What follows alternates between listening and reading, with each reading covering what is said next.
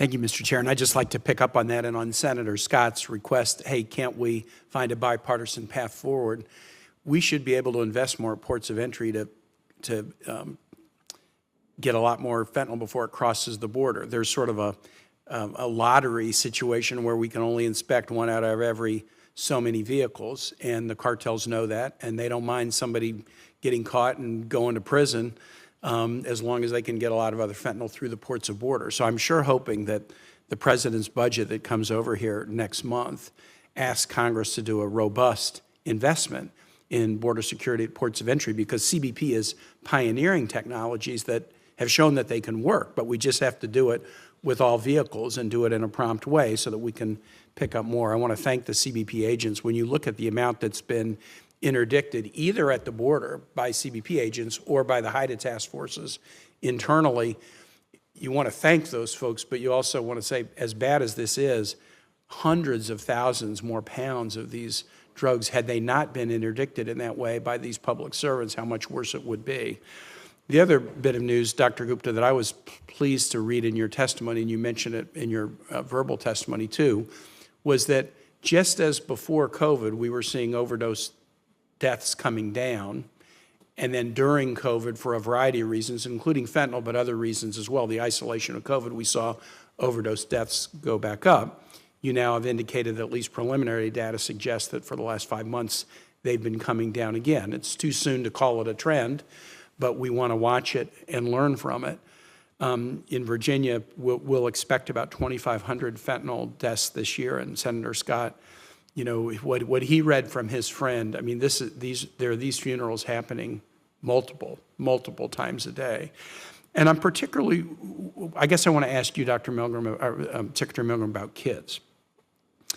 The kids get drugs and often accidentally overdose because they think they're getting an Adderall or they think they're getting something else, and it's cut with fentanyl. And so you mentioned in your testimony the One Pill Can Kill campaign. Tell us more about that campaign, and you know, are you seeing it as a success? Because clearly if we can't make people aware of the danger and curb demand that way, there will always be a supplier who will be creative. But what can we do on the demand side? And One Pill Can Kill is designed to address that. Thank you so much, Senator, for that question. At this moment in time, we believe that public awareness is one of the most vital things that we can do. We have a very hardened senior agent in charge in the United States who said to me not too long ago that if he had an hour of time right now, and he had to choose between putting handcuffs on someone or doing public awareness, right now he would do public awareness, because still too many Americans do not understand the dangers. So we launched the One Pill Can Kill campaign in the fall of 2021, and we've done enforcement actions as well, and we've seized pills across the United States in all 50 states to highlight this work.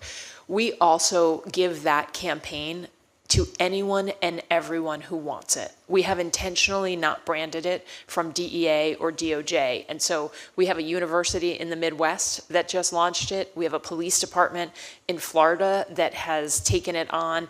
And we have countless families and parents who've lost their children who have taken the One Pill Can Kill campaign and all of the materials we have. We've also started meeting with families who've lost loved ones, and last year, for the first time, we did nationwide family summits on drug poisoning deaths.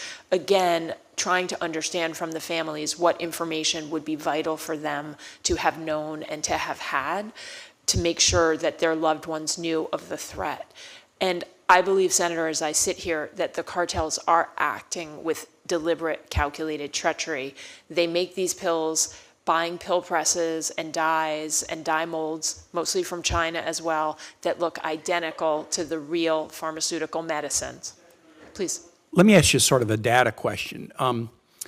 In the data about overdose deaths, do we closely track those that are accidental? Someone thought they were taking something else and it turned out that it was laced with fentanyl?